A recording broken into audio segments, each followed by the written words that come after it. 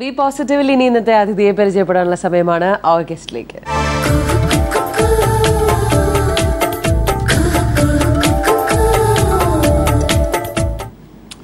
പറക്കാനൊക്കെ നമുക്ക് ഇടയ്ക്ക് ആഗ്രഹം തോന്നാറുണ്ട്. അങ്ങനെ ഒരുപാട് നാൾ മനുഷ്യൻ ആഗ്രഹിച്ച ശേഷമായിരിക്കും ഒരുപക്ഷെ നമ്മൾ വിമാനങ്ങളൊക്കെ നമ്മുടെ നാട്ടിലേക്ക് വന്നത്. എന്നാലും നമ്മളൊരു ഈ പറഞ്ഞ പോലെ ഒരു വാഹനത്തിലിരുന്ന പോലെ നമ്മൾ സഞ്ചരിക്കുകയാണ് ചെയ്യാറുള്ളത്. ഒരു സ്ഥലത്തു നിന്ന് മറ്റൊരു സ്ഥലത്തേക്ക് പോകാനൊക്കെ വേണ്ടി നമ്മൾ ഇത്തരം സംവിധാനങ്ങൾ ഉപയോഗിക്കുന്നു. ബഹിരാകാശത്തേക്ക് പോകാനും ചിലർക്കൊക്കെ ആഗ്രഹം തോന്നാറുണ്ട്. അങ്ങനെ ആഗ്രഹം തോന്നിയ ഒരാളാണ് ഇപ്പം നമ്മുടെ കൂടെ ഇരിക്കുന്നത്. രാകേഷ് രാധാകൃഷ്ണൻ, സ്വാഗതം. ഞാൻ കുറച്ചുകൂടി ഡീറ്റെയിൽ ആയിട്ടൊന്ന് പറയട്ടെ. മാസ് 1 എന്ന് പറഞ്ഞിട്ടൊരു ഫൗണ്ടേഷൻ ഉണ്ട്. ചൊവ്വയിലേക്ക് മനുഷ്യനെ അയക്കാനുള്ള ഒരു ശ്രമമാണ് അവർ നടത്തിക്കൊണ്ടിരിക്കുന്നത്. 2024 ആദ്യത്തെ ഒരു ഗ്രൂപ്പ് ഓഫ് മനുഷ്യർ അങ്ങോട്ടേക്ക് പോകും എന്നുള്ളതാണ് ഇപ്പോഴത്തെ ഒരു പ്ലാൻ. അപ്പോൾ ഈ ഒരു ഫൗണ്ടേഷൻ വന്നതിന് ശേഷം അവർ അപേക്ഷകൾ ക്ഷണിച്ചപ്പോൾ ഏകദേശം 2,04,532 പേര് അപ്ലൈ ചെയ്യുണ്ടായി. അതിൽ നിന്ന് പല തവണ ഷോർട്ട് ലിസ്റ്റ് ചെയ്ത് ഇപ്പോൾ 705 ആൾക്കാരായിട്ട് നിൽക്കുകയാണ്. അതിൽ 3 മലയാളികളാണുള്ളത്. ആ 3 മലയാളികളിൽ ഒരു മലയാളിയാണ് രാകേഷ്. ഓക്കെ, അപ്പോൾ ഇനി നമുക്ക് ഡീറ്റെയിൽ ആയിട്ട് പറഞ്ഞു തുടങ്ങാം അല്ലേ? എങ്ങനെയായിരുന്നു, എപ്പോഴായിരുന്നു ഈ ഒരു മാസ് 1 എന്നുള്ള ഫൗണ്ടേഷൻ വന്നതും അവർ ഈ പറഞ്ഞ പോലെ ആപ്ലിക്കേഷൻസ് ഒക്കെ ഇൻവൈറ്റ് ചെയ്തതൊക്കെ എപ്പോഴായിരുന്നു? മെയിലാണ് ഞാനിത് അറിഞ്ഞത്. ഞാൻ 2013. ഓക്കെ. ഞാൻ നാട്ടിൽ നിൽക്കുമായിരുന്നു. 2012 ജോലിയൊക്കെ കളഞ്ഞിട്ട് നാട്ടിൽ വന്ന് യോഗയും മെഡിറ്റേഷനും ഒക്കെ പഠിച്ചുകൊണ്ട് ഇവിടെ കുറച്ച് നാൾ നിൽക്കുമായിരുന്നു. അപ്പോൾ എൻ്റെ ബർത്ത്ഡേ കഴിഞ്ഞ് 2 ദിവസം കഴിഞ്ഞ് ഒരു ബിലേറ്റഡ് ബർത്ത്ഡേ വിഷ് എന്ന് പറഞ്ഞ് എൻ്റെ ഒരു ഫ്രണ്ട് വിളിച്ചിട്ട് പറഞ്ഞു, മാസിൽ പോകാൻ വേണ്ടി ക്യൂവിൽ നിൽക്കുന്ന കുറേ ഇന്ത്യൻസിൻ്റെ കൂട്ടത്തിൽ നീയും കാണുമല്ലോ അല്ലേ? അങ്ങനെയാണ് ഇതിനെക്കുറിച്ച് അറിഞ്ഞത്. ഇന്റർനെറ്റ് നോക്കി ആദ്യം ഒരു ഹോക്സ് ആയിരിക്കും വിചാരിച്ചു. ഒരുപാട് പൈസ ഉണ്ടാക്കാനുള്ള പരിപാടികളുണ്ടല്ലോ. $56 ഇതിൻ്റെ ആപ്ലിക്കേഷൻ ഫീ ആയിരുന്നു. വായിച്ചു നോക്കിയപ്പോഴത്തേക്ക് ഇറ്റ് വാസ് എക്സൈറ്റിംഗ്. ട്രാവൽ ചെയ്യാൻ കിട്ടുന്ന ഒരു ഓപ്പർച്യൂണിറ്റി കളയാൻ പറ്റില്ലെന്ന് പറഞ്ഞു. I registered straight away. അങ്ങനെയാണ് ആപ്ലിക്കേഷൻ ഫയൽ ചെയ്തത്. മാസിൽ പോയി ഇപ്പം നമ്മളൊരു പല ആൾക്കാരിപ്പം ലോകം ഫുള്ള് ചുറ്റിക്കറങ്ങുന്ന ആൾക്കാരുണ്ട്. അത് തന്നെ കാറിൽ സഞ്ചരിക്കുക അല്ലെങ്കിൽ ഇങ്ങനെ ഫ്ലൈറ്റിലൊന്നും അല്ലാതെ ട്രാവൽ ചെയ്യുന്ന ആൾക്കാരൊക്കെ ഉണ്ട്. പക്ഷെ അതൊക്കെ നമുക്ക് അറിയാവുന്ന സ്ഥലങ്ങളാണ്. അല്ലെങ്കിൽ അറ്റ്ലീസ്റ്റ് നമ്മൾ സിനിമയിലെങ്കിലും ഒരു ലൊക്കേഷനായിട്ടെങ്കിലും അല്ലെങ്കിൽ ഇപ്പം നെറ്റിൽ നോക്കിക്കഴിഞ്ഞാൽ ഫോട്ടോസൊക്കെ കിട്ടും. പക്ഷെ മാസ് എന്ന് പറഞ്ഞു കഴിഞ്ഞാൽ അവിടെ ചെന്ന് കഴിഞ്ഞാൽ ഈ പറഞ്ഞ പോലെ ഒരു ചായ കിട്ടാൻ പോലും വകുപ്പില്ലാത്തൊരു സ്ഥലത്തേക്ക് അപ്പോൾ അങ്ങനത്തെ ഒരു സ്ഥലത്തേക്ക് യാത്ര ചെയ്യാന്ന് പറഞ്ഞു കഴിഞ്ഞാൽ കുറച്ച് നമുക്ക് ഓക്കെ എക്സൈറ്റിംഗ് ആണ് ചൊവ്വയിലേക്കൊക്കെ പോകാന്ന് പറഞ്ഞാൽ തീർച്ചയായിട്ടും. പക്ഷെ എന്നാലും ഈ മനുഷ്യവാസമില്ലാത്തൊരു സ്ഥലത്തേക്ക് പോകാൻ ഒരു ഇത് തോന്നാറില്ലേ? അങ്ങനെ പേടിയായിട്ടൊക്കെ തോന്നിയിട്ടില്ല. ഞാൻ കുറെ ട്രാവൽ ചെയ്തിട്ടുണ്ട്. ഇപ്പം ഞാൻ കൂടുതലും ഈ ഒരു രാജ്യത്ത് പോകുമ്പോഴത്തേക്ക് അതിൻ്റെ മെയിൻ സിറ്റിയിൽ ഒരു ദിവസം ഒരു രാത്രി അവിടെ നിൽക്കുള്ളൂ. പിന്നെ വെഞ്ചർ ഔട്ട് ചെയ്യുന്നത് ആരും ആദ്യം പോവാത്ത places, less visited roads less travelled എന്നൊക്കെ പറയുന്നത്. അങ്ങനെയുള്ള സ്ഥലത്തൊക്കെയാണ് കൂടുതലും പോകാൻ താല്പര്യം. അപ്പം മാസ് എന്ന് പറഞ്ഞാൽ it's the greatest exploration journey ever in the history of mankind. So it's exciting. പക്ഷെ ഇപ്പോൾ രാകേഷ് രാവിലെ വന്നിട്ട് പറയുന്നുണ്ടായിരുന്നു എണീറ്റ ഉടനെ 1 hourനുള്ളിൽ ഭക്ഷണം കഴിക്കുക എന്നുള്ളത്, ചായ കോഫി ഒന്നും കുടിക്കാറില്ല എന്ന്. പക്ഷെ ഈ പറഞ്ഞ ഈ ഒരു സ്വഭാവം കൊണ്ട് മാസിൽ പോയാലുള്ള അവസ്ഥയെക്കുറിച്ച് ആ ഒരു രീതിയിൽ അങ്ങനത്തെ ചിന്തിച്ചിട്ടുണ്ടോ? ചിന്തിച്ചിട്ടുണ്ട്.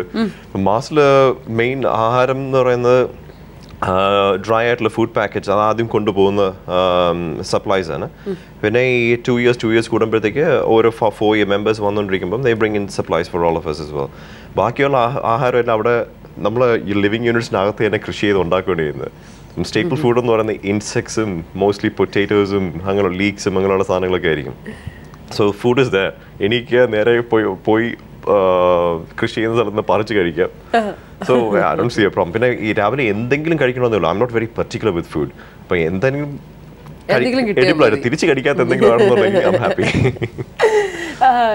ഈ മാസിൽ പോകുന്നപ്പോൾ പറഞ്ഞു ആ ഒരു പ്രൊസീജിയർ എങ്ങനെയായിരുന്നു? ഇപ്പം ഈ ഒരു 705 ഒരാൾ വരെ എത്തി ആ ഒരു സമയം, അതായത് 2,04,532 പേരിൽ നിന്നും 705 വരെയൊക്കെ അവർ എന്തൊക്കെയായിരുന്നു അതിനകത്ത്, എന്തിന്റെ ബേസിസിലാണ് അവർ ഈ ഒരു 705 അതിന്റെ ഒരു ക്രൈറ്റീരിയ ഒക്കെ എന്തായിരുന്നു? ഇതിന്റെ ക്രൈറ്റീരിയ ഒന്നും അവർ ഒഫീഷ്യലായിട്ട് ഡിസ്ക്ലോസ് ചെയ്തിട്ടില്ല. ആദ്യത്തെ 2 lakhs over people short list ചെയ്യാൻ വലിയ പാടില്ലാത്തവരായിരുന്നു. കാരണം കുറെ വാക്കേഴ്സും ഉണ്ടായിരുന്നു ഈ കൂട്ടത്തിൽ. So online publicity and it's a website that would be visited. അപ്പോൾ അതുകൊണ്ട് അത് യൂട്ടിലൈസ് ചെയ്ത് കുറെ applications ഉണ്ട്. അപ്പം അവർ പറഞ്ഞ 50% ഓളം was easy to reject. The ബാക്കിയുള്ള selection process, I think, was done on the basis of space travel. You need engineers, you need doctors, people who know technology, people with a personality, leaders. ഇങ്ങനെയുള്ള ആൾക്കാരാണ് വേണ്ടത്.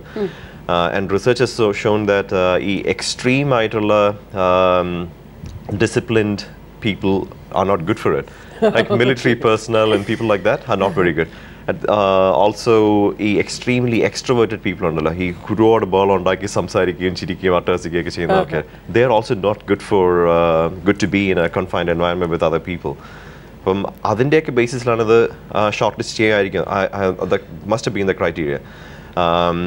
ഞങ്ങൾ application file ചെയ്യുമ്പോഴത്തേക്ക് there's a description you give about yourself. ഇതുവരെ എന്തൊക്കെ ചെയ്തിട്ടുണ്ട്, എന്ത് ജോലി ചെയ്യുന്നു, എഡ്യൂക്കേഷൻ എന്താണ്, അതിൻ്റെയൊക്കെ ഡീറ്റെയിൽസ് ഇൻ ഡീറ്റെയിൽ പ്രൊവൈഡ് ചെയ്യണമായിരുന്നു. And there's a 70-second video you have to upload which explains എന്തുകൊണ്ടാണ് പോകാൻ താല്പര്യം, why would I be an ideal candidate to be sent out to Mars. And a 70-second video, I suppose you can get a little bit about the personality of the person. Sense of humor കാണിക്കുക എന്ന് പറയുന്നത് അതിൻ്റെ ഒരു criteria ആയിരുന്നു.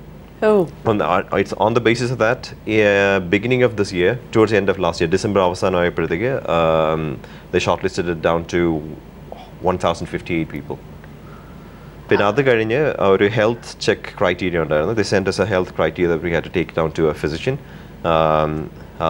Tests were not, I wouldn't say rigorous, but എല്ലാം check ചെയ്തായിരുന്നു, like blood, x-rays, the whole lot. And then you have to get certified that you're fit enough to be in the program. Okay. അപ്പോൾ ഇടയ്ക്ക് ഒരു 70 seconds വീഡിയോനെ കുറിച്ച് പറഞ്ഞു. ആ 70 seconds വീഡിയോയിൽ എന്തൊക്കെയായിരുന്നു രാകേഷ് പറഞ്ഞിരുന്നത്? Okay. I assumed that I was already on Mars. Okay. So time travel but sending non-living objects back in time is a research that's been going on for quite a long time. Assuming that would be possible, traversing dimensions and all that, I said I'm already on Mars and I'm sending this video back in time from 10 years back in time. And I said ഞാൻ already ഇവിടെ എത്തി, നിങ്ങൾ കഴിഞ്ഞ 10 വർഷമായിട്ട് അവിടെയുള്ള traffic ജാമും പൊല്യൂഷനും എല്ലാം enjoy ചെയ്യുന്നുണ്ടായിരിക്കും എന്ന് ഞാൻ വിചാരിക്കുന്നു.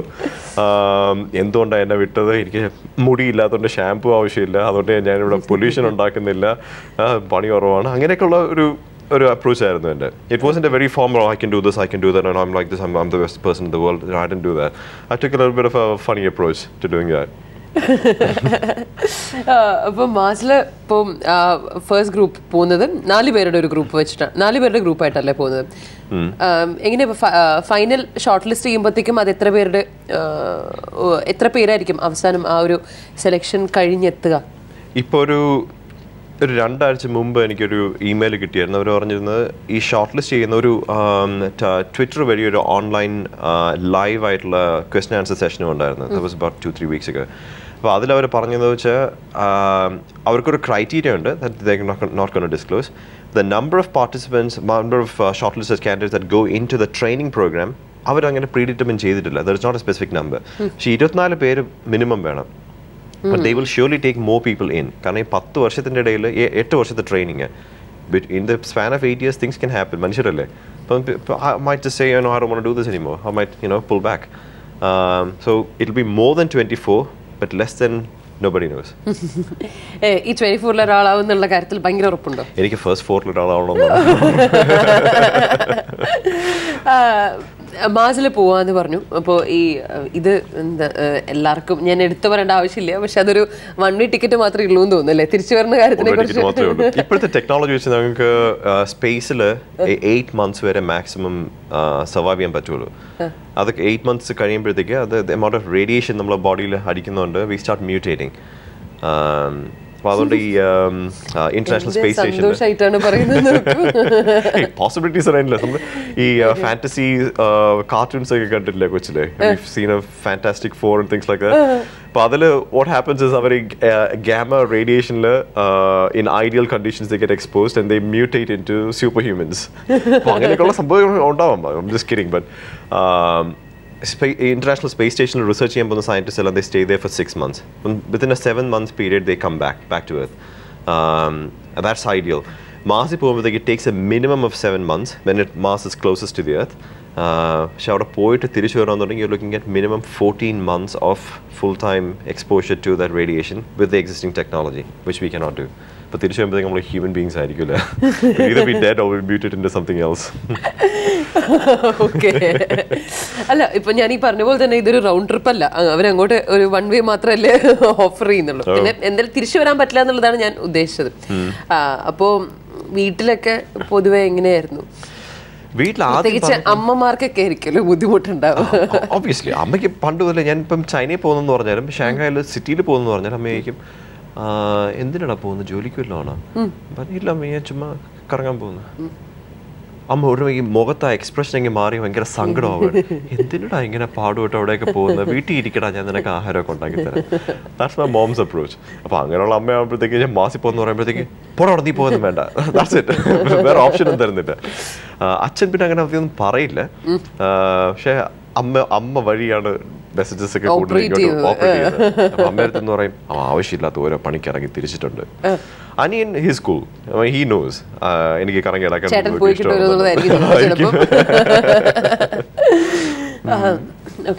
മാസിലേക്ക് ഇപ്പം 2024 പോകുന്ന ഫസ്റ്റ് 4 ഒരാളാണെന്ന് ഇരിക്കട്ടെ. ഇപ്പോൾ ബാഗൊക്കെ ഇപ്പോഴേ പാക്ക് ചെയ്ത് തുടങ്ങിയോ? ഇത്ര നമുക്ക് എത്രയാ 15 കിലോ എത്രയാണ് നമുക്ക് സാധനങ്ങളൊക്കെ കൊണ്ടുപോകാൻ പറ്റുന്നത്, എന്തൊക്കെ എടുക്കാൻ പറ്റും? അത് ഞങ്ങൾ ചോദിച്ചിട്ടാണ്. പേഴ്സണൽ എഫക്ട്സ് കുറച്ചൊക്കെ അലൗ ചെയ്യുന്നു പറഞ്ഞിട്ടുണ്ട്. ഇവിടുന്ന് എർത്തിന്റെ സർഫസിൽ നിന്ന് ജസ്റ്റ് എർത്തിന്റെ അറ്റ്മോസ്ഫിയറിന് പുറത്ത് സ്പേസിലോട്ട് എന്തെങ്കിലും സാധനം കൊണ്ടുപോകുന്നുണ്ടെങ്കിൽ 1 കിലോഗ്രാമിന് ഇപ്പോൾ നാസയുടെ കോസ്റ്റ് എന്ന് പറയുന്നത് about $440,000 ആണ് 1 കിലോ കൊണ്ടുപോകാൻ. Just quite a lot of money. അപ്പം എത്രത്തോളം നമ്മളെ കൂടെ കൊണ്ടുപോകാൻ പറ്റും എന്നുള്ളത് ഇതിന് പറഞ്ഞിട്ടില്ല. Will find out. ഞാൻ ട്രാവൽ ചെയ്യുമ്പോഴും കൂടുതൽ സാധനങ്ങൾ കൊണ്ടുനടക്കുന്ന ടൈപ്പാണ്. ശീലിക്കാണ് മാസിൽ പോകാനുണ്ട്. ഓക്കെ. അപ്പൊ ഈ ഒരു എന്തായാലും കുറച്ച് സാധനം കൊണ്ടുപോകാൻ പറ്റുള്ളൂ എന്ന് പറയണ്ടായി. അപ്പോ എന്തൊക്കെയാണ് കൊണ്ടുപോകാൻ ആഗ്രഹിക്കുന്നത്? ഫുഡ് സെർട്ടൻലി കാലത്തനുസരിച്ച് കഴിക്കണ്ടേ. ഞാൻ കരുതി അതൊക്കെ അവർ തരുമായിരിക്കും വിചാരിച്ചു കേട്ടോ. 6 മാസത്തേക്കുള്ള അവിടെ എത്തിക്കഴിഞ്ഞ 6 മാസത്തേക്കുള്ള സപ്ലൈ, ഈ പോകുമ്പോഴത്തേക്ക് 7 മാസത്തെ ജേർണി ഉണ്ടല്ലോ, ആ സമയത്തുള്ള സപ്ലൈസ് മുഴുവനും കൂടെ കൊണ്ടുപോകും. ബാക്കിയുള്ള അവിടെ ഗ്രോ ചെയ്യുന്നത് കൂടെ. എൻ്റെ പേഴ്സണൽ എഫക്ട്സ് എന്ന് പറഞ്ഞാൽ എനിക്ക് വലുതായിട്ട് അങ്ങനെ കൊണ്ടുപോകാൻ ഇങ്ങനെ കീപ് സേക്സും ഇതൊന്നുമില്ല. കുറേ മാഗ്നറ്റ്സും അതും എല്ലാം സോവനീഴ്സ് ഒക്കെ ഈ ട്രാവലിൽ നിന്നൊക്കെ കളക്ട് ചെയ്തിട്ടുണ്ട്. അതൊക്കെ I leave behind. What I will take with me is a lot of digital data. ഞാൻ IT-ലായിരുന്നു. അപ്പം ഇത്ര നാളുള്ള എല്ലാം ഞാൻ ഡിജിറ്റൈസ് ചെയ്ത് വെച്ചിട്ടുണ്ട്. Photos, pictures, movies, songs and things like that. Brings back memories, but that's something that you will need when you're there. Okay. എന്തൊക്കെയാ കൊണ്ടുപോകാൻ ആഗ്രഹിക്കാത്തത്? കൊണ്ടുപോകാൻ ആഗ്രഹിക്കാത്തത് അതായിരിക്കും വലിയ ലിസ്റ്റ് ഉണ്ടാവില്ലേ? ഓക്കെ, ഡ്യൂറിയൻ എന്ന് പറഞ്ഞൊരു സാധനമുണ്ട്. ഡ്യൂറിയൻ ചക്ക. ചക്കയുടെ ഒരു വകഭേദമാണ്. ചക്ക എനിക്ക് കൊച്ചിലപ്പോൾ ഭയങ്കര ഇഷ്ടമായിരുന്നു, പക്ഷെ ഇപ്പം എനിക്ക് ഒട്ടും ഇഷ്ടമല്ല. അപ്പം ചക്കയുടെ മണമുള്ള ഒരു സാധനം എനിക്കിപ്പോൾ പിടിക്കില്ല. That's the only thing I cannot eat and I don't want. That's one thing I wouldn't take with me. The primary thing that I wouldn't take with me is probably religion. ഇവിടെ ആവശ്യത്തിൽ കൂടുതൽ പ്രശ്നം അമ്പലം പള്ളി ഒന്നും കിട്ടില്ല എന്നുള്ളതാണ്. Okay. പിന്നെ ഇത് രണ്ട് തന്നെ കൊണ്ടുപോകില്ലാന്ന് വിചാരിക്കുന്നത് മാത്രമേ ഉള്ളൂ. ഓക്കെ. എങ്ങനെയാ പൊതുവെ ഇപ്പോൾ ഈ ഒരു മാസിലേക്ക് പോകാൻ ഷോർട്ട് ലിസ്റ്റ് ചെയ്തിരിക്കുന്ന 705 ഒരാളായിട്ടിരിക്കുകയാണ്. അപ്പം ഫ്രണ്ട്സിന്റെ ഇടയിലും ഒക്കെ എങ്ങനെയാണ്? എല്ലാവരും ഒക്കെ കാണുമ്പോൾ ഇതിനെ കുറിച്ച് തന്നെയാണോ ചോദിക്കുന്നത്? കളിയാക്കലാണ് കൂടുതലും. കളിയാക്കല് എന്ത് പറഞ്ഞിട്ട് കളിയാക്കൽ തുടങ്ങിയപ്പോൾ മുതലേ. പിന്നെ മറ്റേ പേപ്പറിലും റേഡിയോയിലും 2 ഇന്റർവ്യൂസ് ഒക്കെ വന്നതിന് ശേഷം അവരൊക്കെ അല്പം കൂടെ സീരിയസ് ആയിട്ട് വന്നിട്ടുണ്ട്. പക്ഷെ ഇപ്പോഴും കളിയാക്കൽ തന്നെ, അതിന് കുറവൊന്നുമില്ല. ഫ്രണ്ട്സിലും obviously that's the fun of it. അല്ല, നാട്ടിലേക്ക് വരുമ്പോൾ ഓക്കെ പറയാൻ മറന്നു, ദുബായ് ബേസ്ഡ് ആയിട്ട് ഉള്ള ദുബായ് ബേസ്ഡ് മലയാളീസാണ്. ഫാമിലി ആയിട്ട് തന്നെ വർഷങ്ങളായിട്ട് ദുബായിലാണ്. 37-38 വർഷമായിട്ട് അച്ഛനമ്മയോടെ തന്നെ. ഓക്കെ. അപ്പോൾ നാട്ടിലൊക്കെ വരുമ്പോഴാണെങ്കിലും റിലേറ്റീവ്സിന്റെ ഒക്കെ ഇടയിൽ എങ്ങനെയാണ്? പ്രത്യേകിച്ച് ഗ്രാൻഡ് പാരന്റ്സിന്റെ ഒക്കെ ഇടയ്ക്ക് ചെല്ലുമ്പോൾ അവര് വേറെ പണിയൊന്നുമില്ലടാ മക്കളെ അതിനൊന്നും പോകണ്ടെന്നൊക്കെ പറയും. ഗ്രാൻഡ് പാരന്റ്സ് ആരും ഇല്ല ഇപ്പോൾ. എൻ്റെ അമ്മമ്മ ആയിരുന്നു ലാസ്റ്റ് ഗ്രാൻഡ് പാരന്റ് ഉണ്ടായിരുന്നത്. അമ്മമ്മ കഴിഞ്ഞ വർഷം ഈ സമയത്താണ് മരിച്ചത്. മാർച്ചിൽ പോണ കാര്യം അറിയാണ്ടാണോ മരിച്ചത്? അറിയാണ്ട മരിച്ചത്. അമ്മമ്മ അങ്ങനെ അമ്മ തന്നെടാ ശരി ശരി പോയിട്ട് പോയിട്ടാ. ആകണം അമ്മമ്മയ്ക്കുള്ള മെയിൻ കൺസേൺ എന്ന് പറഞ്ഞാൽ കറക്റ്റ് സമയത്തിന് ആഹാരം കഴിക്കുക. വീട്ടിൽ ചെന്ന് ഞാൻ ആദ്യം ചോദിക്കുന്നത് ആയാലും മക്ക് മോനെ സുഖം തന്നെ ഒന്നുമല്ല, ഇവിടെ നീ കഴിച്ചോ? അതാണ് അമ്മമ്മയുടെ main concern. She's very sweet. Okay. ബാക്കി കുടുംബക്കാരെല്ലാം ഇവിടെ വന്നപ്പോഴത്തേക്ക് എപ്പോൾ പോകുന്നു, എങ്ങനെ പോകുന്നു, അപ്പം 100 ക്വസ്റ്റ്യൻസ് ആണ്. അപ്പോൾ എല്ലാവരുടെ അടുത്തും ഒരേ ആൻസർ പറഞ്ഞു ശരിക്കും മടിയായിട്ട് വന്നു. ഓക്കെ. ഈ പൊതുവെ ഇതിൻ്റെ ഒരു ചെലവുകളൊക്കെ എങ്ങനെയാണ്? ഇപ്പം സാധാരണ ഒരാൾക്ക് പോകണം എന്നുണ്ടെങ്കിൽ, ഇപ്പം മാർസ് വരെ പോകണം എന്നുണ്ടെങ്കിൽ എത്രയാണ് ഇതിന് വരുന്ന ഒരു എക്സ്പെൻസ്? ഇപ്പം നേരത്തെ പറഞ്ഞു ഒരു 1 kg സാധനം കൊണ്ടുപോകാൻ തന്നെ ഇത്രയും രൂപയാവും എന്നുള്ളതൊക്കെ പറഞ്ഞു. അപ്പോൾ എങ്ങനെയാണ് എൻ്റെ ഒരു സാധാരണക്കാരന് ഇപ്പം മാസിൽ പോകാന്ന് പറഞ്ഞാൽ അതിനുള്ള ടെക്നോളജി ഇല്ല, പോകാൻ ബേസിക്കലി പറ്റില്ല. അപ്പോൾ ഈ മിഷന് ഉള്ള കോസ്റ്റ് എന്ന് പറയുന്നത് ഈ ആദ്യത്തെ 4 പേരെ അവിടെ കൊണ്ട് എത്തിച്ച് സെറ്റിൽമെന്റ് ഉണ്ടാക്കാനും ടെസ്റ്റിങ്ങും ഫെസിലിറ്റീസ് മാനേജ്മെന്റും ഫെസിലിറ്റീസ് ഇൻസ്റ്റലേഷനും എല്ലാത്തിനുള്ള കോസ്റ്റ് എന്ന് പറഞ്ഞാൽ $6 billion ആണ് അവർ എസ്റ്റിമേറ്റ് ചെയ്തിരിക്കുന്നത്. But that's only for the first 4 people to go down. അത് കഴിഞ്ഞ് സബ്സിക്വന്റ് മിഷൻസ് ഇപ്പം 24 പേരെന്ന് പറഞ്ഞില്ലേ, അത് 4 പേരുള്ള 6 ഗ്രൂപ്പ്. മിഷന്റെ ഈ ഒരു പറഞ്ഞു ഇപ്പം അതിന്റെ ഒരു എക്സ്പെൻഡിച്ചറിനെ കുറിച്ച് പറഞ്ഞു. അപ്പൊ അത് നമ്മളുടെ സൈഡിൽ നിന്ന് എന്തെങ്കിലും കോൺട്രിബ്യൂഷൻ ഉണ്ടോ, അതോ ഫുള്ളി അവർ തന്നെ നോക്കും? ഫുള്ളി അവർ തന്നെ നോക്കും. ആകെയുള്ള ഇതുവരെയുള്ള എൻ്റെ കയ്യിൽ നിന്നുള്ള എക്സ്പെൻസസ് എന്ന് പറഞ്ഞത് $56 ഫോർ രജിസ്ട്രേഷൻ, പിന്നെ ഹെൽത്ത് ചെക്കിനുള്ള കോസ്റ്റ് ഉണ്ടായിരുന്നു. പിന്നെ ഇനി ഇന്റർവ്യൂസ് വരുന്നുണ്ട്. ഇന്റർവ്യൂസ് വോണ്ട് ബി, ഞാൻ ഇരിക്കുന്നിടത്ത് അവരൊന്നും തന്നെ ഇന്റർവ്യൂ ചെയ്യില്ല. സോ ഓരോ റീജിയനിലായിട്ട് അവർ ഇന്റർവ്യൂസ് നടത്തുന്നത്. 180 കൺട്രീസ് എന്നുള്ള കാൻഡിഡേറ്റ്സ് ഉണ്ട്. സോ ഇപ്പം ബഹ്റൈനിലായിരിക്കും മോസ്റ്റ് ലൈക്ലി ഇന്റർവ്യൂ നടക്കുന്നത്. So I have to fly out to Bahrain to face interviews. അപ്പോൾ അങ്ങനെയൊക്കെയുള്ള കോസ്റ്റ് വരും. But it's negligible, nothing big. മാസിൽ പോകുന്ന കാര്യം ഓർക്കുമ്പോഴത്തേക്കും അവിടെ ചെന്ന് കഴിഞ്ഞാൽ എന്ത് ചെയ്യണം എന്നൊക്കെ ഉള്ളതാണ് ആഗ്രഹം. ഇപ്പൊ എന്തായാലും ഒരു 6 to 8 months നോർമലായിട്ട് തന്നെ നമുക്ക് ഈ പറഞ്ഞ പോലെ രാകേഷ് ആയിട്ട് തന്നെ അവിടെ ഇരിക്കാൻ പറ്റും. അപ്പോൾ ആ ഒരു സമയത്ത് എന്താണ് ഈ കൃഷിപ്പണിയൊക്കെ തന്നെയാണ് നോക്കാൻ പോകുന്നത്? കൃഷി പണ്ട് താല്പര്യമുള്ള കാര്യമാണ്. പിന്നെ അമ്മയുടെ നിന്ന് കിട്ടിയുള്ള ഒരു ചെറിയ കൈപ്പൊടി ഉണ്ടെന്ന് തോന്നുന്നു. ഞാൻ എന്തെങ്കിലും നട്ടുവെച്ച് അത് പൊടിക്കും. അപ്പോൾ അവിടെ ചെന്ന് കൃഷി ചെയ്യുന്നൊരു കൃഷി ചെയ്ത് അങ്ങനെ ജോലി ശരിക്കും ഉണ്ട് അവിടെ. ഈ ഫെസിലിറ്റീസ് മുഴുവൻ മാനേജ് ചെയ്യുന്നത് ഒരു ജോലിയാണ്. I been working in the technology sector for quite long time. അപ്പം technology is not something new for me.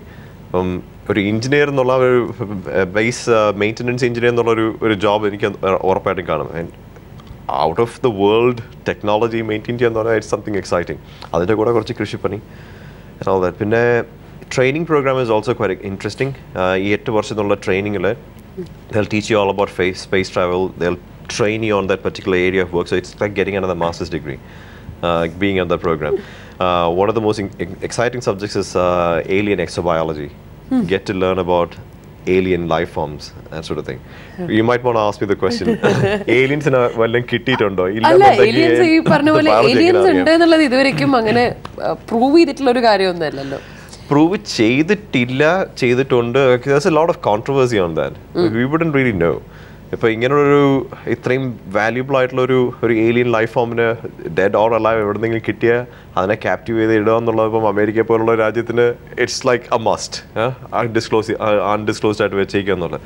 അപ്പം there's a lot of talk and controversy about that on the internet, on the media and all that. But yeah, it's true. There's nothing that has been publicized that we know there's an alien life form. But to believe that ഇത്രയും vastness of space, നമ്മൾ ഒരു solar സിസ്റ്റമേ ഉള്ളൂ with the sun. ഇതുപോലെ thousands, millions of solar systems exist ചെയ്യുന്നുണ്ട് in the universe. അപ്പം ഇവിടെ മാത്രമേ life exist ചെയ്യുന്നുണ്ടെന്ന് പറഞ്ഞാൽ it's a complete waste of space. ബാക്കിയുള്ള എല്ലാം ചുമ്മാ നടക്കുമല്ലോ. It cannot be. സോ അവിടെ എന്തെങ്കിലും കാണുമായിരിക്കും. മാസിലെ റോവർ പോയി അവിടെ ബാക്ടീരിയ കണ്ടുപിടിച്ചു. If there's bacteria, there could be other complex life forms as well. ചൊവ്വയിലേക്ക് പോകാൻ വേണ്ടി തയ്യാറായിക്കൊണ്ടിരിക്കുന്ന രാകേഷാണ് നമ്മളോടൊപ്പം അതിഥിയായി വിശേഷങ്ങൾ പങ്കുവെച്ചുകൊണ്ടിരിക്കുന്നത്. ഈ ഫസ്റ്റ് ഫ്ലോറിൽ ഉണ്ടാവണം എന്നാണ് ആഗ്രഹം എന്ന് പറഞ്ഞു. ഫസ്റ്റ് ഫ്ലോറിൽ മലയാളീസ് ഉണ്ടാവണം, അങ്ങനെ എന്തെങ്കിലും ആഗ്രഹമുണ്ടോ?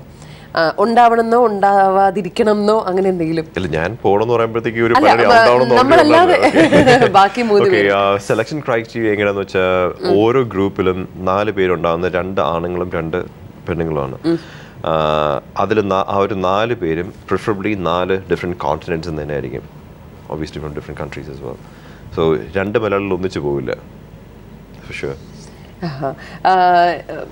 ഇനി നമ്മുടെ ഷോവിൻ്റെ പേര് ബി പോസിറ്റീവ് എന്നാണ്. പോസിറ്റീവായിട്ടുള്ള കാര്യങ്ങളാണ് സാധാരണ സംസാരിക്കാറുള്ളത്. പക്ഷേ എന്നാലും എനിക്ക് കുറച്ച് നേരമായിട്ട് എൻ്റെ മനസ്സിൽ കിടക്കുന്ന ഒരു നെഗറ്റീവ് സംശയമാണ്. ഇപ്പോൾ ഈ നമുക്ക് കൽപ്പന ചൗളയൊക്കെ നഷ്ടപ്പെട്ടിട്ടുണ്ട്. അപ്പൊ അതുപോലെ ഇങ്ങനെ പോണ പോക്കിന് അങ്ങനെ എന്താണ് പെട്ടെന്ന് നമ്മളൊരു എല്ലാവരും ചോദിക്കുന്ന ക്വസ്റ്റ്യൻ ആണ്. ഇപ്പം ഞങ്ങളുടെ സ്പേസ് ട്രാവൽ ഹിസ്റ്ററി നോക്കുകയാണെന്നുണ്ടെങ്കിൽ ഒരുപാട് ഫെയിലിയേഴ്സ് ഉണ്ടായിട്ടുണ്ട് ഇൻ ദ പാസ്റ്റ്. അപ്പം ലെസ് ദൻ 50% സക്സസ് റേറ്റ് ആണ് ഉണ്ടായിരുന്നിട്ടുള്ളത്. But over a period of time things have changed. ഇപ്പോൾ സക്സസ് റേറ്റ്സ് കൂടി പോവാണ്. The probability is a lot higher that we will actually make it. Probability മാത്രമേ ഉള്ളൂ അല്ലേ? Everything is probability. ഇപ്പം ഞാൻ ഇവിടെ നിന്ന് വണ്ടി ഓടിച്ച് ഇവിടെ വന്നുകൊണ്ടിരിക്കുന്ന മുമ്പ് അവിടെ എത്തുന്നത് ഇറ്റ്സ് എ പ്രോബബിലിറ്റി. ഞാൻ വർക്കിന് വേണ്ടി കുറേ ട്രാവൽ ഉണ്ട്. I used to work for an oil company earlier. അപ്പം they used to fly me around the world for work. അപ്പം ഓരോ സ്ഥലത്തും എത്തുമ്പോഴത്തേക്ക് they give you a little bit of a probability theory. ചെന്നിരിക്കുമ്പോൾ പറയും നിങ്ങൾ ഇപ്പം സിറിയ പോലുള്ള സ്ഥലത്ത് പോകുകയാണെന്നുണ്ടെങ്കിൽ പുറത്തിറങ്ങി കമ്പനി ഡ്രൈവർ ഇല്ലാതെ പുറത്തിറങ്ങി നടന്ന് ടാക്സിയും പിടിച്ച് പോകുമ്പോഴത്തേക്ക് the probability of you getting smacked and killed increases by 20%. Okay. Russia പോകുമ്പോഴത്തേക്ക് the moment you step out on the streets, your life expectancy reduces by 50%. അപ്പോൾ ഇങ്ങനെയൊക്കെ ഒരു പറഞ്ഞ കറക്റ്റ് എക്സാക്ട് ഫിഗേഴ്സ് അല്ല, പക്ഷെ അന്നൊക്കെ തരുമായിരുന്ന ഒരു ഫിഗർ ആണത്. So risk is always there. Like ഒരു F1 car driver getting into an F1 car driving at that kind of speed is also a risk. അതുപോലെ ഇതൊരു risk. Even when you try something new, the risk levels are and the probability of success is a lot lower. But when you try something and you succeed, a lot of people will follow. But if you try something and fail, still a lot of people will follow and try to do it again. That's what I think. So, positive thinking for you. എന്തായിരിക്കും അവിടെ ചെന്നതിനെ miss ചെയ്യുന്നത്? എന്തായിരിക്കും മാസിൽ ചെന്നതിന്? എല്ലാം like ഇവിടെ ഇരിക്കുമ്പോഴത്തേക്ക് like sitting down talking to you, air to breathe. പായസം ഇല്ല, പക്ഷെ നന്നായി കുക്ക് ചെയ്യും എന്നൊക്കെ. പായസം നന്നായി ഉണ്ടാക്കും.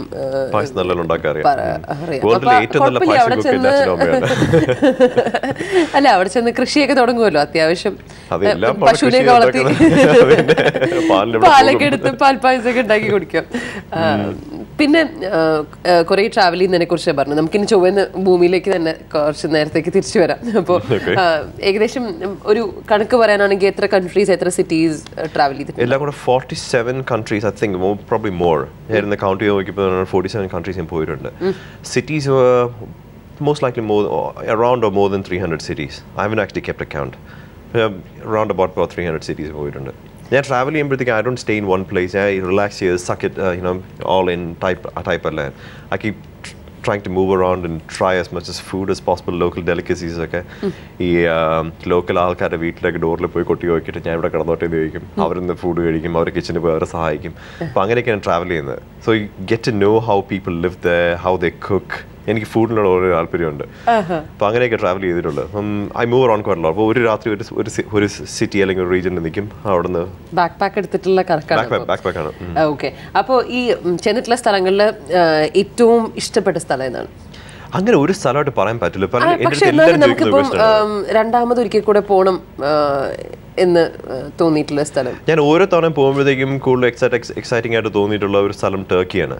അവിടെ ഒരുപാട് ചെയ്യാൻ കാണാൻ ഒരുപാട് സ്ഥലങ്ങളുണ്ട്. പിന്നെ I think it's mostly tourist. അപ്പോൾ വളരെ ഇൻട്രസ്റ്റിംഗ് ആയിട്ടുള്ള ആൾക്കാർ ഒരുപാട് മീറ്റ് ചെയ്തിട്ടുണ്ട്.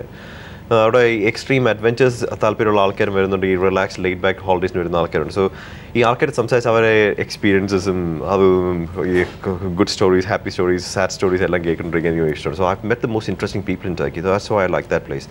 Berlin for me is a perfect city. If I had to choose a city to go live in, I'd probably choose Berlin. Austria is picturesque is absolutely amazing. You feel like you walked into a Disneyland tale, in a fairy tale. So each place has its own thing to offer. പോയതിൽ ഏറ്റവും ഇഷ്ടപ്പെടാത്ത സ്ഥലം ഏത്? അങ്ങനെ ഒരു സ്ഥലമില്ല. Every place is very interesting. Okay. എന്നാൽ ഏറ്റവും റിസ്ക് ഉണ്ടായിരുന്ന സ്ഥലം? ഇപ്പം സൗത്ത് ആഫ്രിക്കയിൽ ഒക്കെ പോയിട്ടുണ്ടായിരുന്നു. അപ്പോൾ അവിടെയൊക്കെ ഭയങ്കര ആര് വേണമെങ്കിലും എപ്പോൾ വേണമെങ്കിലും ഒന്ന് വെടിവെച്ചിട്ട് പോവാം എന്നൊക്കെയുള്ള അവസ്ഥയൊക്കെ. അപ്പോൾ അല്ല, സിനിമയിൽ നിന്നൊക്കെ കണ്ടിട്ടുള്ള ഒരു ഇതാണ്. അപ്പോൾ ഒട്ടും സേഫ് അല്ലാത്ത സ്ഥലമാണല്ലോ. അപ്പോൾ അങ്ങനെ അത്തരത്തിൽ എന്തെങ്കിലും അനുഭവങ്ങളൊക്കെ ഉണ്ടായിട്ടുണ്ടോ? ആരെങ്കിലും തോക്കൊക്കെ കാണിച്ചിട്ടുണ്ടോ? ഇതുവരെ അങ്ങനെ ഉണ്ടായിട്ടില്ല. അപ്പം ഞാൻ എപ്പോഴും പറയുന്നൊരു കാര്യമുണ്ട്, കോൺസെപ്റ്റ് ഓഫ് സ്മാർട്ട് ട്രാവൽ. ഒരു രാജ്യത്ത് എവിടെയെങ്കിലും അറിഞ്ഞിടാത്തൊരു സ്ഥലത്ത് പോകുമ്പോഴത്തേക്ക് the best thing to do is to be subtle in the way you travel. ഇപ്പോൾ ഞാനൊരു കാശുകാരനാണ് എന്നുള്ളൊരു ഔട്ട്ലുക്ക് ട്രാവൽ ചെയ്തിട്ട് എന്റെ സ്വന്തം നാട്ടിൽ ഇരിക്കുകയല്ലേ. ഐഫോൺ എന്ന് പറയുന്ന സാധനം ഇപ്പം ഇല്ലാതെ ജീവിക്കാൻ പറ്റുമെന്നുള്ളതുണ്ട്. ഇപ്പം ഇവിടെ സ്ഥലം നോക്കണമെങ്കിൽ മാപ്പ് നോക്കണമെങ്കിൽ ഐഫോൺ വേണം. ആ ഗതി ആയിരിക്കും. അല്ല, ഞാൻ എല്ലായിടത്തും പറയുന്ന കാര്യമാണ്. ഇപ്പം എല്ലാവരും പറയുന്ന first question they ask us, is it safe to travel? It's as safe as you make it. ഞാൻ ട്രാവൽ ചെയ്യുമ്പോഴത്തേക്ക് യൂഷ്വലി ഇപ്പം സമ്മർ ടൈമാണ്, സഹിക്കാൻ പറ്റുന്ന ടെമ്പറേച്ചർ ആണെങ്കിൽ I M usually in my shorts. അപ്പോൾ ഇവിടെ കളയാൻ കിടക്കുന്ന കുറേ ടീഷർട്സ് ഒക്കെ പാക്ക് ചെയ്തിട്ടാണ് പോകുന്നത്. അപ്പം പോകുന്ന വഴിക്ക് ടീഷർട്സ് കളഞ്ഞുകൊണ്ടിരിക്കുമ്പോഴത്തേക്ക് ബാഗ് ചെറുതായി വരികയും ചെയ്യും. ഓക്കെ, അപ്പം എപ്പോഴും ഒരു ബെസ്റ്റ് എക്സാമ്പിൾ ആണ്, you go to a place you are absolutely unfamiliar. ഒരു ബാറിൽ you walk in to a bar. അപ്പോൾ അവിടെ ചെന്ന് ഒരു വളരെ തിക്കായിട്ടൊരു വാളറ്റ് എടുത്ത് അതിൻ്റെ അകത്തിരിക്കുന്ന ഒരു ബഞ്ച് ഓഫ് ബാങ്ക് നോട്ട്സ് എന്നൊരു ബാങ്ക് നോട്ട് എടുത്ത് ബാർട്ടൻഡറിന് പേ ചെയ്യുന്നതും പോക്കറ്റ് ചുളുങ്ങി കിടക്കുന്ന കുറച്ച് നോട്ടും ചേഞ്ചും എടുത്ത് ടേബിളിൻ്റെ പുറത്ത് വയ്ക്കുന്ന ഒരു ഹ്യൂജ് ഡിഫറൻസ് ഉണ്ട്. The moment U pull out that thick wallet you are A target. പോക്കറ്റിൽ കൈയിട്ട് കുറച്ച് കാശ് എടുത്ത് വയ്ക്കുമ്പോഴത്തേക്ക് പാവം പാപ്പര്, you're not a target anymore. That makes a big difference. ആൾക്കാരെ കാണുന്നവരെ അങ്ങനെ തോന്നിപ്പിക്കുക. Again, ഒരു ഇപ്പം മോണക്കോ പോലുള്ള സ്ഥലത്ത് പോകുമ്പോഴത്തേക്ക് if you want to walk into the Monte Cristo casino, you have to look the part. അപ്പോൾ അവിടെ ചെന്ന് അവിടെ പോകാനുള്ള ഉദ്ദേശം ഉണ്ടെന്നുണ്ടെങ്കിൽ my tuxedo comes with me, my shoes come with me, my top hat comes with me, and that's how I walk in. It depends on where you go and what you do. Okay, അപ്പോൾ നല്ലൊരു actor ആയാലേ വളരെ safe ആയിട്ട് travel ചെയ്യാൻ പറ്റുള്ളൂ. ഇനി ഒന്ന് പെട്ടെന്ന് വീണ്ടും മാസത്തിലേക്ക് നമുക്ക് പോയിട്ട് വരാം. ഇപ്പോൾ അവിടെ ചെന്ന് ഇപ്പോൾ ബാക്ടീരിയ ഒക്കെ കണ്ടു എന്ന് പറഞ്ഞു. ഇനിയിപ്പോൾ അവിടെ മാസത്തിൽ ചെന്ന് ഇറങ്ങുമ്പോഴത്തേക്ക് അവിടെ ഏലിയൻസിനെ കാണുകയാണെന്നുണ്ടെങ്കിൽ എന്തായിരിക്കും മനസ്സിൽ തോന്നുന്നത്? എന്തായിരിക്കും ഒരു റിയാക്ഷൻ എന്തായിരിക്കും പെട്ടെന്നുള്ള? It'll be the most splendid moment in my life, I think. ഞാൻ പറഞ്ഞില്ലേ, അല്ല അവർ കുറെ വെപ്പൺസ് ഒക്കെ ആയിട്ടാണ് വരുന്നുണ്ടെങ്കിലോ? ആനിമൽസിനെ കാണുമ്പോഴത്തേക്ക് പേടിക്കാതിരുന്ന ആനിമൽസ് കടിക്കരുതെന്ന് പറയുന്നത്. ഇപ്പൊ ഞാൻ ഡൈവിംഗിന് ശരിക്കും പോകുന്നൊരു പാർട്ടിയാണ്. കഴിഞ്ഞ 2 വർഷമായിട്ട് പോയിട്ടില്ലെങ്കിലും I use to dive a lot earlier. ഇപ്പൊ ഈ ഷാർക്സിനെ കാണുമ്പോഴത്തേക്ക് the best thing to do is to stand still. അപ്പം ഷാർക്സിനെ നമ്മളെ തിന്നാൻ ഇഷ്ടമില്ലാത്ത സാധനം, unless the very very hungry, അവർ ഹ്യൂമൻ മീറ്റ് കടിക്കില്ല. അവർ നമ്മളെ കടിച്ചാൽ തിന്നുന്നത്. അപ്പം ഷാർക്ക് ഒന്ന് കാലിൽ കടിക്കുമ്പോഴും if you don't wiggle around, അതിനെ പേടിപ്പിക്കാതിരുന്ന അത് അയ്യേ എന്ന് പറഞ്ഞിട്ട് തുപ്പിയിട്ടിട്ട് അങ്ങ് പോകും. You will have a bruise but it won't kill you, won't eat you in whole. Same thing applies, I think. I will try to be subtle. പിന്നെ അവർക്ക് വെടിവെക്കണം തോന്നിയപ്പോൾ ഒന്നും ചെയ്യാൻ പറ്റില്ലല്ലോ. ഈ അന്യഗ്രഹ ജീവികൾ ശരിക്കും നേരത്തെ ജസ്റ്റ് സംസാരിച്ചങ്ങ് പോയതേ ഉണ്ടായിരുന്നുള്ളൂ. അപ്പം അങ്ങനെ ഉണ്ടെന്ന് എത്രത്തോളം വിചാരിക്കുന്നുണ്ട് അങ്ങനെ അന്യഗ്രഹ ജീവി? ഉറപ്പായിട്ടും ഉണ്ടെന്ന് വിചാരിക്കുന്നുണ്ട്. ഇപ്പം നമ്മളിപ്പം നമ്മുടെ ഏർത്തിൽ തന്നെ നടക്കുന്ന പല കാര്യങ്ങളും ഇവരുടെ സ്വാധീനം കൊണ്ടാണെന്നൊക്കെ പറഞ്ഞിട്ട് അങ്ങനെയൊക്കെ പറയാറുണ്ടല്ലോ. ഇപ്പം ബർമുഡ ട്രയാങ്കിളിനെ കുറിച്ച് പറയുമ്പോൾ കുറെ ആൾക്കാർ പറയാറുണ്ട് ഓക്കെ അവിടെ ഏലിയൻസിന്റെ എന്തോ പരിപാടികളാണെന്നൊക്കെ ഉള്ളത്. പക്ഷെ അല്ലാത്തൊരു വേർഷനും നമ്മൾ കേൾക്കാറുണ്ട്. അപ്പോൾ അങ്ങനെയൊക്കെയുള്ള ഇത്തരത്തിലുള്ള ഇതൊക്കെ ശരിക്കും അന്ധവിശ്വാസമാണ്? അത് ശരിക്കും ഇങ്ങനെ നമ്മുടെ ഏർത്തിൽ എന്തെങ്കിലുമൊക്കെ കാര്യങ്ങൾ നടക്കുന്നത് ഈ ഏലിയൻസിന്റെ എന്തെങ്കിലും പരിപാടികൾ കൊണ്ടാണ്? എനിക്കങ്ങനെ തോന്നാറുണ്ട്. ഞാൻ ഇതിനെപ്പറ്റി കുറച്ച് അധികം ഓവറായിട്ട് ചിന്തിക്കുന്ന ഒരു കേസാണ്. ഞാൻ ചില മീറ്റ് ചെയ്യുന്ന ആൾക്കാരൊക്കെ പറഞ്ഞാൽ ഞാൻ ഓവർ ഇവോൾവ് ആണെന്ന്. സോ യെസ്, ഞാൻ ചിന്തിക്കാറുണ്ട്. ഞാൻ പലപ്പോഴും വിചാരിച്ചിട്ടുണ്ട് ഇവിടെ മൃഗങ്ങളും പ്ലാന്റ്സും ഒക്കെ ഇവിടെ ഉണ്ടായിരുന്നു. I believe that there is a possibility that we actually came here. നമ്മൾ വേറെ ഏതെങ്കിലും ഗ്രഹത്തിൽ നിന്ന്, ഇപ്പം ഞാൻ മാസി പോകാൻ നോക്കുന്ന പോലെ someone must have brought this life. ഇപ്പം അത്രയും ഇൻ്റലിജൻസ് ഇവിടെ വേറെ ഒരു സ്പീസീസിനും ഇല്ല. Where did we get all that? ഈ എയ്പ്സ് ഇവോൾവ് ചെയ്ത് നമ്മളായെന്ന് പറഞ്ഞാൽ മങ്കീസിനുള്ള നമ്മളെ ഇൻ്റലിജൻസ് കമ്പയർ ചെയ്യാനേ പറ്റത്തില്ല. സോ നമ്മൾ ഫേസ്ഡ് ടാക്ടിക്കൽ സർവൈവൽ ഇൻസ്റ്റിങ്ക്റ്റ് ആണ് that what makes us completely different from other organisms.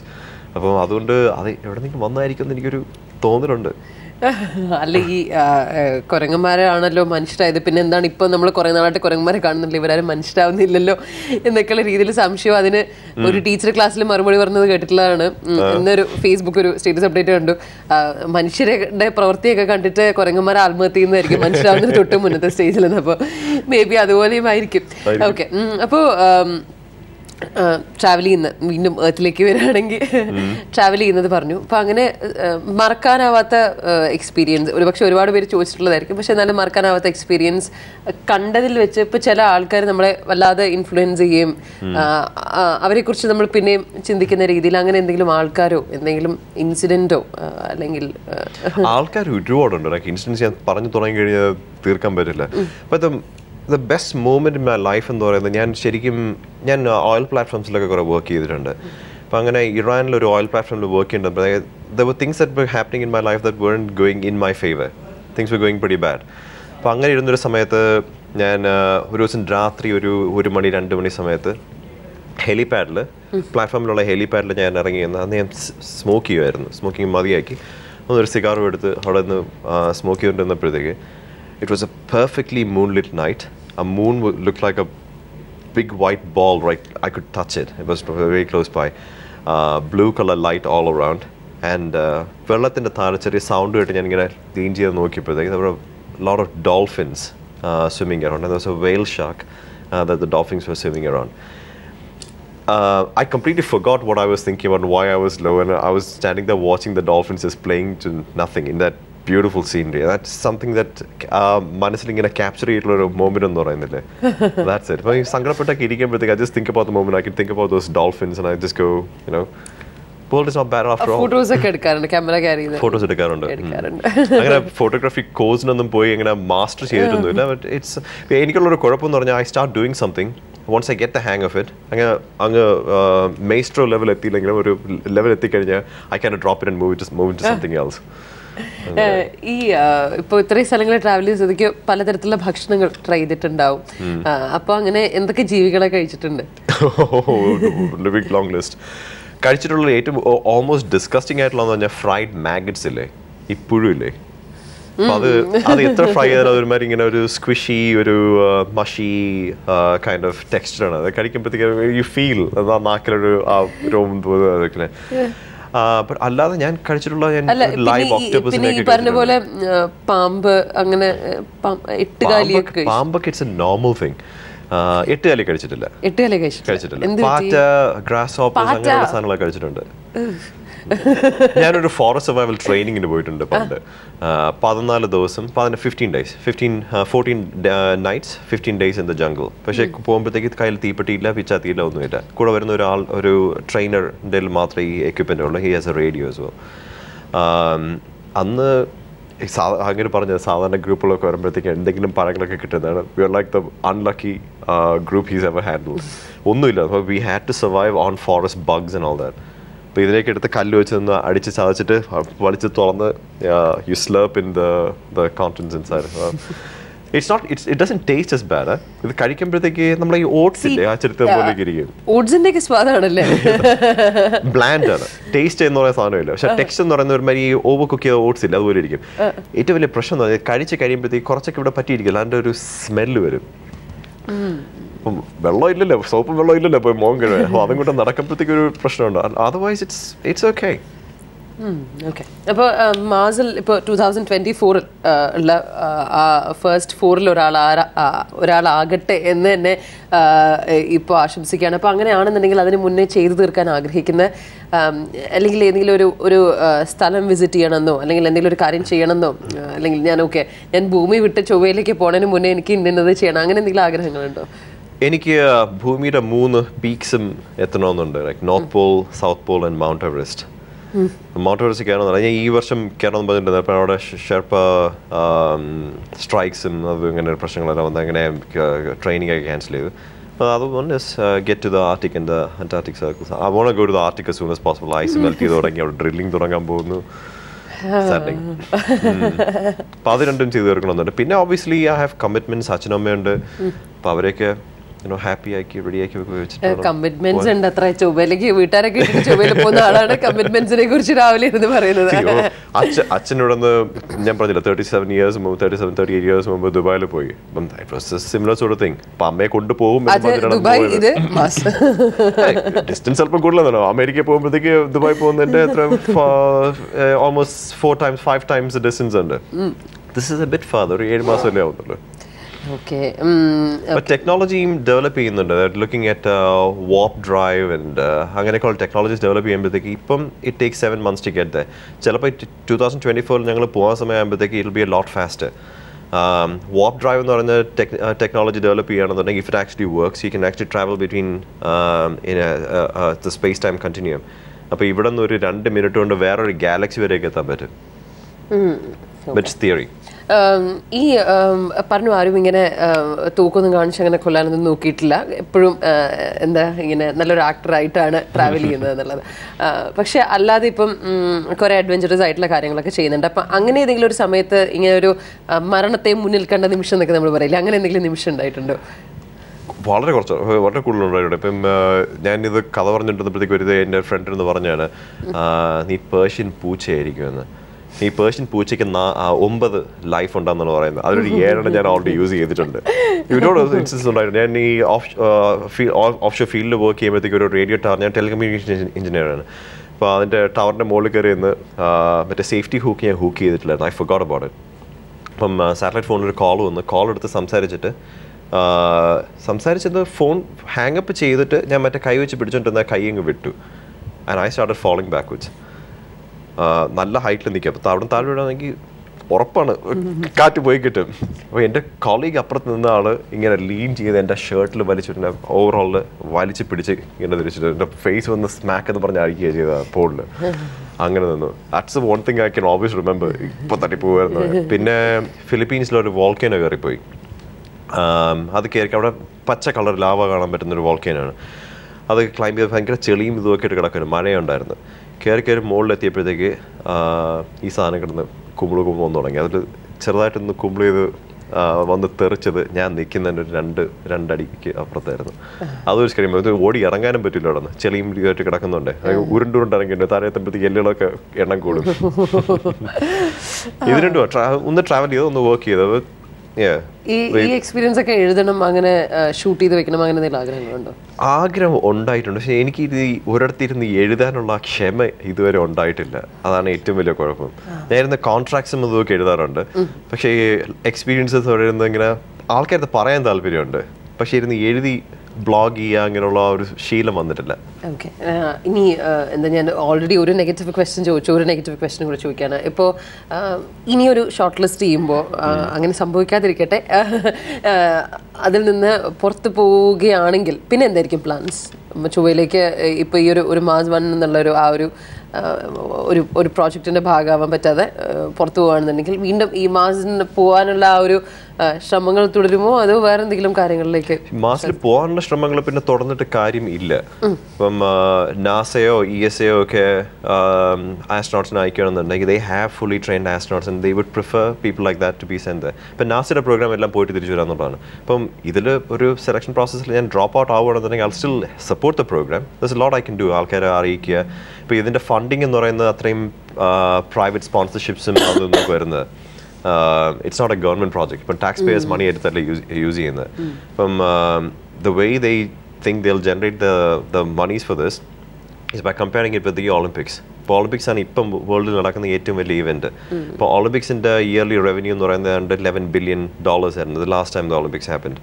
അപ്പോൾ ഇവർ പറയുന്നത് 10 വർഷം കൂടെ കഴിയുമ്പോഴത്തേക്ക് this will be the greatest moment in the history of mankind, ഇങ്ങനൊരു മിഷൻ നടക്കുന്നത്.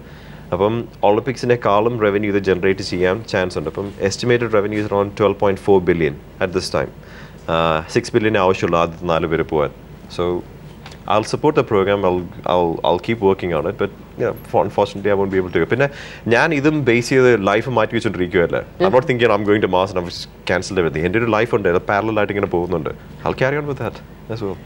തീർച്ചയായും. ഏതായാലും നമുക്ക് സമയപരിമിതി പോലെ ഈ ഒരു സംസാരം ഇവിടെ അവസാനിപ്പിക്കേണ്ടതായിട്ടുണ്ട്.